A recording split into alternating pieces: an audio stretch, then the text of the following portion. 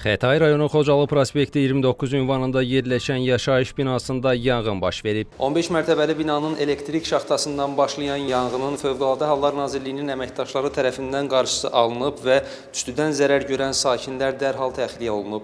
Sakinlərin sözlərinə görə şaxtada yanğının baş verməsinə səbəb elektrik xətlərinin həddindən artıq yüklənməsi olub. Hərə bir evindən şnur sallandırır və maşınını elektrik cərəyanına qoşur və bilirsiniz ki, bu cərəyanlar o cərəyanlar üçün nəzərdə tutulmayıb. Yəni onların bu öz həcmi olmalıdır, gücü olmalıdır.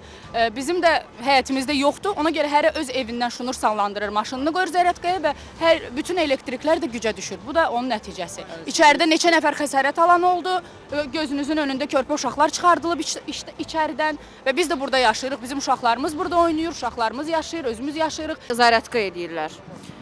Avtomobilləri elektrik cərəyanı. Bəli. Harada qoşurlar onlara? Balkondan atırlar da. Kim nə istəyir, hansı maşınla istəyir, Mənzil atır. sahibləri. Bəli. Mən artıq tüstünü öz yaşadığım mənzildən gördüm, pəncərədən və dərhal düşdüm aşağı. İlk öncə öz blokumuzu yoxladıq, biz sakinlərlə danışdıq, blok sakinləri ilə. Gördük ki, bizdə hər şey qaydasındadır. Daha sonra aşağı düşdüm. Fövqəladə Hallar Nazirliyindən bildirilib ki, hadisə yerinə Nazirliyin 5 texnikası 20-dən çox şəxsi heyəti cəlb edilib. Qısa zamanda yanğının söndürülməsi işləri həyata keçirilib və 13 bina sakini təxliyə edilib.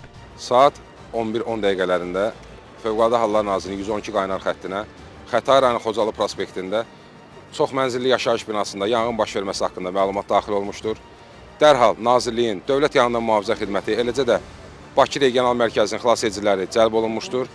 Qısa bir zamanda yanğının söndürülməsi işləri həyata keçirilmişdir.